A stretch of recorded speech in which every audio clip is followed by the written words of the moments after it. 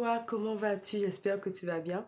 Alors aujourd'hui, je reviens avec cette partie 2 sur le livre que je t'avais parlé la dernière fois du psychologue Mark Rowling qui parle en fait des transmissions de traumatisme familial. Et tu sais, aujourd'hui encore, quand j'étudiais ce livre, il parlait de sujets qui étaient vraiment très intéressants et vraiment bluffants.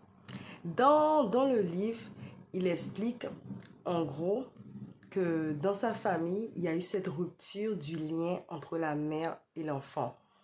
Et, euh, et quand il a étudié l'histoire de sa famille, il a constaté que la mère de sa mère avait perdu ses parents très tôt.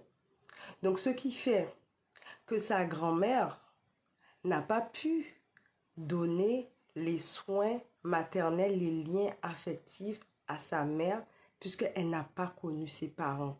Donc, bien évidemment, sa grand-mère ne pouvait pas donner à sa mère ce qu'elle n'a jamais connu. Donc, vous voyez, et de même que sa mère, à lui, il n'y avait pas de lien affectif. Et ça s'est reproduit, le schéma se reproduit qui fait que lui-même n'avait aucun rapport avec sa mère. Mais il a fallu qu'il aille chercher en profondeur les relations qui avaient eu lieu, pas non seulement avec sa mère, mais sa grand-mère et son arrière-grand-mère, pour comprendre en fait pourquoi il n'y avait pas d'amour, pourquoi il n'y avait pas de connexion entre, entre la mère et l'enfant.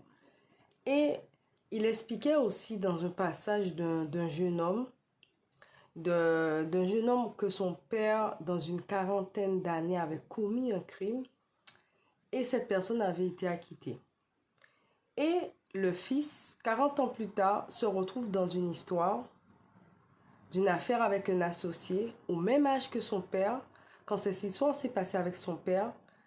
Et lui, il se retrouve dans une situation à vivre des choses que son père a vécues au même âge. Il s'est fait accuser d'un crime qu'il n'avait pas commis. Et l'auteur nous expliquait que ce père avait commis ce crime. Il avait été libéré, il n'avait pas été jugé, mais en gros, c'est son fils qui n'avait rien commis, qui payait en fait les conséquences de ce que son père avait fait inconsciemment. Donc vous voyez, donc tout ça pour vous dire que même aussi il y a un passage, donc il nous expliquait dans le livre où il dit, je vais vous le partager avec vous, et j'ai trouvé vraiment ce passage vraiment intéressant, où il nous explique, dans ce passage, il dit que les effets demeurent dans notre inconscient et vivent dans notre corps sous forme de souvenirs somatiques susceptibles d'être déclenchés par des événements rappelant le rejet ou l'abandon. Donc, il veut dire que tout ce qui s'est passé, tu vois, dans ta famille, dans tes ancêtres, ils sont là. Ils sont juste endormis. Ils sont dans ton corps. Ils sont dans tes gènes.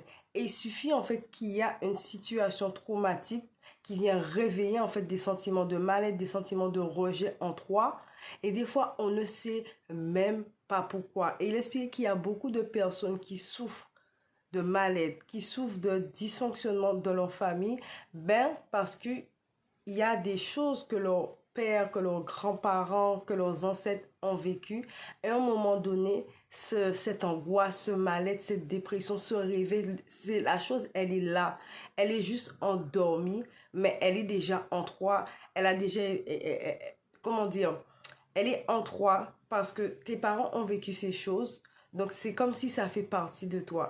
Et je me dis, c'est pour ça qu'il est vraiment important de prier pour pouvoir demander à Dieu ce qui s'est passé dans nos familles afin de pouvoir prier pour pouvoir briser ces choses et ne pas recommencer les mêmes erreurs que nos parents.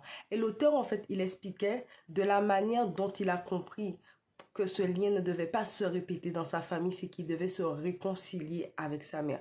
Il ne pouvait pas changer le passé, mais il pouvait avoir une main sur le présent, décider de renouer ces liens de mère-enfant qui avaient été détruits sur des générations.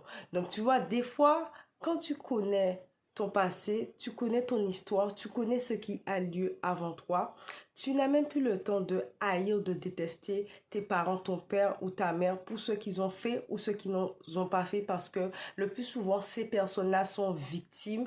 Ces personnes, en fait, elles sont victimes, elles subissent des choses, des actions que leurs parents ont commis et vu que les traumatismes, les malédictions se transmettent de génération en génération, donc la personne, le père ou la mère qui est violent, qui abandonne ses enfants, mais il répète des schémas inconsciemment qui est déjà enregistré dans son inconscient, dans son ADN, que c'est pères ont effectué avant lui. Et c'est de même qu'il expliquait, par exemple, si une personne dans une famille était alcoolique, ou jouait au jeu, ou faisait n'importe quoi, abandonnait ses enfants, il y aura forcément une personne de cette génération qui va reproduire les mêmes effets, tel un père alcoolique, tel un père qui fait n'importe quoi, qui gaspille son argent dans les jeux. Donc quand tu as conscience de ces choses-là, tu as juste en fait de la compassion pour cette personne. Tu as juste en fait de la compassion pour ton père, pour ta mère, te dit en fait que la personne elle-même, elle est victime.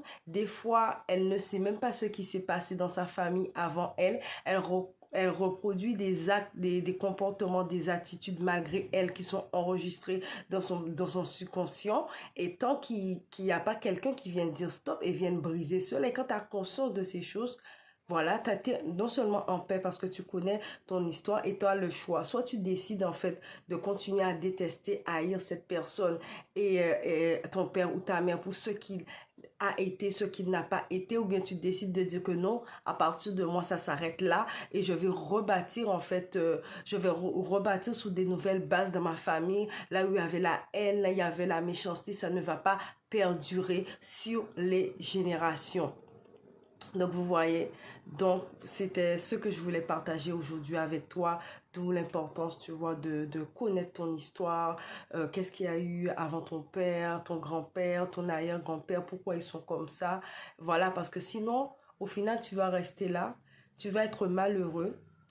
Non seulement tu vas être malheureux, tu vas subir ta vie et ceux qui viendront avant toi, ils vont hériter de ce mal-être, de cette tristesse, de cette angoisse que ton père, ta mère a pu avoir. Donc, soit tu décides de faire le choix de recommencer une nouvelle histoire dans ta famille ou de rester à détester ton père ou ta mère et de transporter des blessures qui vont rester en toi et qui vont être pour ta progéniture. Donc, je te dis à bientôt.